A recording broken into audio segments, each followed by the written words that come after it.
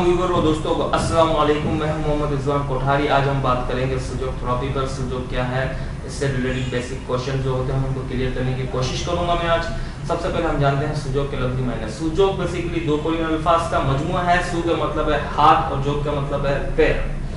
अब ये किस तरह ये हाथ हमारी बॉडी को रिप्रेजेंट करता है, इसकी बेसिक सिमेट्रीज मैं आपको बताता चलूं। सबसे आता हूं मैं सबसे पहले बेसिक सिमेट्रीज एक तो ही मैं बताऊंगा। इसकी सबसे पहले मैं सिमेट्रीज बताऊंगा। अगर गौर से हम बॉडी को देखें तो हमारी 5 पार्ट आउटसाइड हैं, 2 हाथ, 2 पैर, हेड एंड नेक और एक एब्डोमेन, जो एब्डोमेन से सारे जुड़े हुए 5 पार्ट। इसी तरह हमारे हाथ में 4 फिंगर्स, थंब हमारी हथेली से जुड़ी हुई है। हथेली हमारी रिप्रेजेंट करती है एब्डोमेन को। ये 2 हमारे पैर हैं, ये 2 हमारे हाथ हैं और ये हेड एंड नेक है।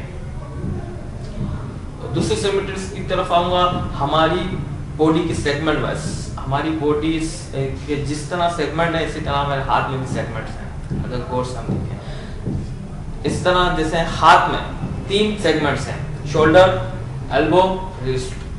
पाँव में है हिप, नी, एंकल, 3 सेगमेंट्स हैं। इसी तरह हमारी इस फिंगर में जिसको मैं हाथ कह रहा हूँ, 1 2 3 सेगमेंट्स हैं। इसी तरह हमारे अगर गौर से गर्दन और सर को 2 सेगमेंट है। इसी तरह हमारे थंब के भी 2 ही सेगमेंट्स, तीसरा नहीं है। ये हमारी एब्डोमेन है। ये बेसिक सिमेट्रीज हैं। इनको मैं फर्दर आगे डिस्कस करूंगा जब मैं बेसिक कोर्सेज के लेक्चर्स अपलोड करूंगा, तो इनको मैं फर्दर डिटेल में डिस्क्राइब करूंगा। हम अब आते हैं इसकी हिस्ट्री की तरफ। इसकी हिस्ट्री में अगर जाएं तो इस थेरेपी को दरियाफ्त करने वाले या डेवलप करने वाले रशियन और कोरियन साइंटिस्ट प्रोफेसर पाक जे-मूर हैं, जिन्होंने 1974 में इस थेरेपी को डेवलप कर लिया था, दरियाफ्त कर लिया था। लेकिन 1984 में इन्होंने पब्लिकली ऑफिशियली एक बुक लिखी इसके ऊपर, और इसके बाद दुनिया में ये थेरेपी फैलती गई और आज भी लोग इससे फायदा उठा रहे हैं।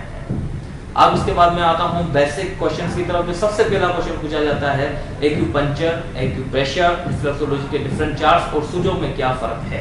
तो सबसे पहले मैं एक्यूपंक्चर की बात करूंगा। एक्यूपंक्चर में मेरिडियंस होती हैं जो पूरी बॉडी पर होती हैं।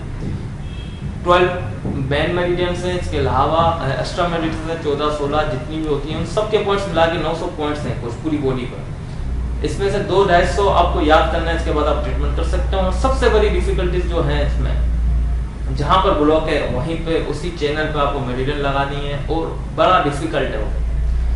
इफेक्टिव जरूर है, डिफिकल्ट है। एक्यूप्रेशर की बात करूंगा। एक्यूप्रेशर में भी सेम है। हम वहाँ पंचर नहीं करते, वहाँ प्रेशर डालते हैं बॉडी के उसी पार्ट पे जहाँ पेन है, जहाँ पॉइंट है, जहाँ चैनल है।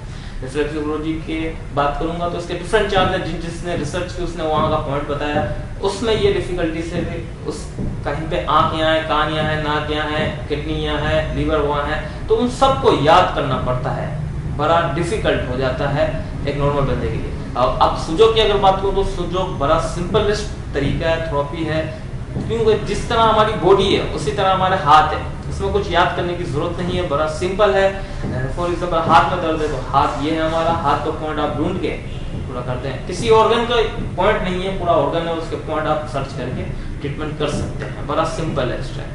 दूसरा सवाल जो पूछा जाता है, बड़ा मिसकंसेप्शन से लोगों को गलतफहमी है कि सुजोग और इस तरीके के जितने भी ट्रीटमेंट हैं उनको अगर हम करते हैं तो हम दूसरा जो इलाज करवा रहे हैं, चाहे एलोपैथिक है, होम्योपैथिक, कोई भी मेडिसिन खा रहे हैं, तो उसमें उसका साइड इफेक्ट कुछ हो जाता है या उसका इलाज का मुतासिर हो जाता है। तो ये गलतफहमी है। नेचुरल ट्रीटमेंट है, उस तरीके इलाज की अफादियत को बढ़ा सकता है। इफेक्ट पॉजिटिव होगा इसका, क्योंकि ये नेचुरल वे है। उस चीज की अफादियत और जो असरात हैं उसके, आप कुछ भी खा पी रहे हो उसका असरात होते हैं बॉडी को, उसको भी खत्म करेगा, डिसॉल्व करेगा उन चीजों को। उसको कोई गलत या नहीं है। इसके बाद एक क्वेश्चन ये आता है कि किस एज में यूज किया जा सकता है। 6 महीने से लेकर 100 साल के ज़ईफ बंदों को भी ये यूज थेरेपी की जा सकती है, क्योंकि ये नेचुरल ट्रीटमेंट है। किस तरह की जाती है, इसके डिफरेंट मेथड है। अब डिफरेंट मेथड पे मैं आऊं तो जैसे colour, magnets, crystals, seeds, twist, moxa, ये सारी इसकी मेथड है, एप्लीकेशन आप कह लें। इन सब को हम यूज करते हैं इसी हाथ पर, और डिफरेंट डिजीज के लिए डिफरेंट चीजें हैं।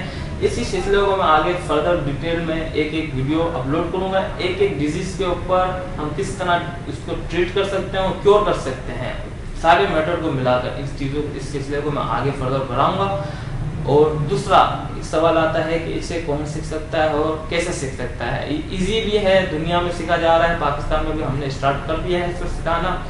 इसके लिए कोई क्वालिफिकेशन, बेसिक कोर्स के लिए कोई क्वालिफिकेशन की ज़रूरत नहीं है, एडवांस के लिए एक्सपर्टीज की ज़रूरत होती है, उसके लिए कुछ, लेकिन बेसिक कोर्स हर कोई सीख सकता है। इसका एम है कि हर फैमिली में एक डॉक्टर होना चाहिए ताकि वो अपना और अपनी फैमिली का ट्रीटमेंट कर सके। इसी के साथ, इसी दुआ के साथ अल्लाह ताला मुझे और आपको अपने ज़ुबान में और सेहत और तंदुरुस्ती दे।